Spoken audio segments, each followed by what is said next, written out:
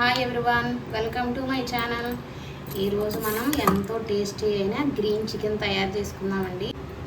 ఈ green chicken పలావ్లోకి చాలా టేస్టీగా ఉంటుంది. ఇప్పుడు ఇది ఎలా తయారు చేసుకోవాలో చూపిస్తాను మీకు. పదండి వెళ్ళిపోదాం. వంట చేసుకోవడానికి రెడీ అయిపోయారా అందరూ? ముందుగా కావాల్సిన పదార్థాలు: కేజీ చికెను, పెరుగు ఒక 4 నుంచి 5 స్పూన్ల వరకు పెరుగు, కొంచెం ఆయిల్, పచ్చి కొబ్బరి, మీ దగ్గర పచ్చి కొబ్బరి లేకపోతే ఎండు కొబ్బరి అయినా తీసుకోండి. ఎండు కొబ్బరి, అల్లం వెల్లుల్లి పేస్టు, పసుపు, ఉప్పు, గరం మసాలా, ధనియాల పొడి, ఉల్లిపాయలు. మనం ఈ కర్రీ పచ్చిమిర్చితోనే ఎక్కువ చేస్తాం కాబట్టి పచ్చిమిర్చి ఎక్కువ తీసుకోండి. మీ కారానికి తగ్గట్టు మన కారం ఇదే వాడతాము. కొత్తిమీర, పుదీనా.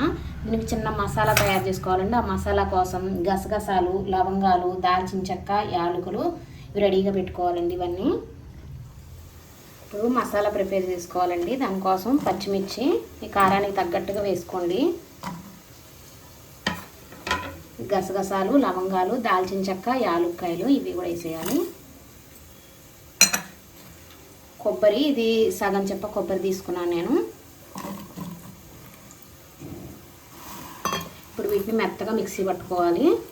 కొంచెం వాటర్ వేయండి, లేదంటే మెత్తగా రాదు పేస్ట్ లాగా.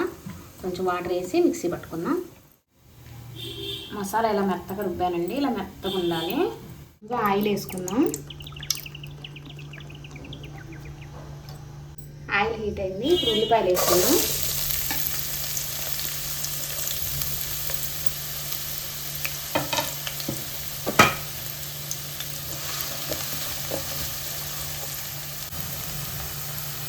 కొంచెం కరివేపాకు వేసుకుందాం. ఇప్పుడు ఉల్లిపాయలు వేసుకున్నప్పుడే కొంచెం పసుపు కూడా వేసుకుందాం. పసుపు ఆయిల్లో వేసుకుంటే మంచి స్మెల్ వస్తే బాగుంటుంది.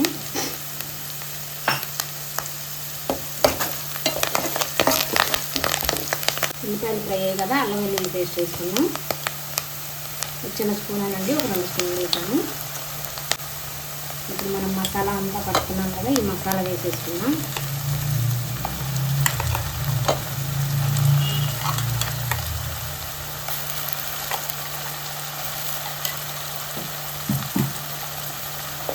ఈ మసాలా అంతా ఆయిల్లో ఫ్రై అవ్వాలి బాగా.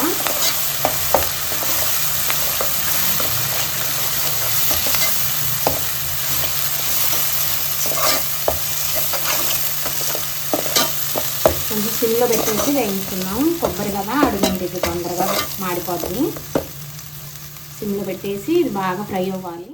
ఈ మసాలా అంతా బాగా ఫ్రై అయిందండి. ఇప్పుడు చికెన్ వేసేసుకున్నాం.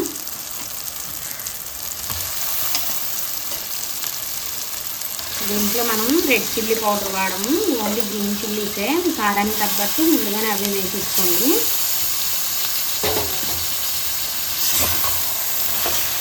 ఈ మసాలా అంతా బాగా చికెన్ బాగా కలవాలి.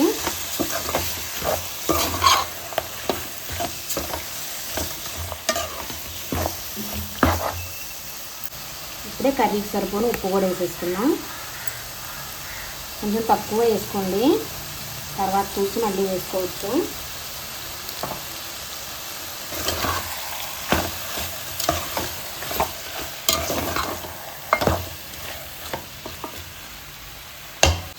ఇప్పుడు మూత పెట్టేసి కొంతసేపు మగ్గనిద్దాము.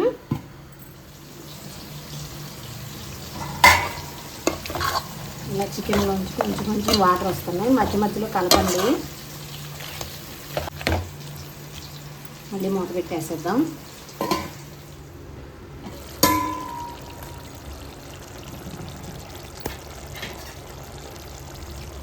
ఆయిల్ అంతా పైకి వచ్చేసింది. బాగా వేయింది చికెను. దీంట్లో ఒక చిన్న కప్పు పెరుగు వేసుకున్నాం. ఈ పెరుగు అంతా బాగా కలిసిపోయేలాగా కలుపుకోవాలి.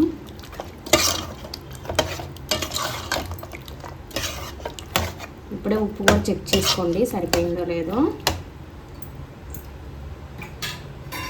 మళ్ళీ మూత పెట్టేసి మగ్గిచ్చేద్దాం.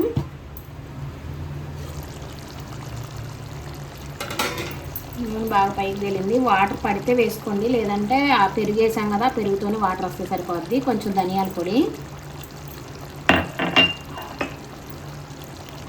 గరం మసాలా ఒక 1/2 స్పూన్. ఆల్రెడీ మనం ఇందాక లవంగాలు, చెక్క అన్నీ వేసాం కదా, కొంచెం తక్కువ వేసుకోండి గరం మసాలా. ఈ మసాలా అంతా బాగా కలిసేలా కలుపుకోవాలి.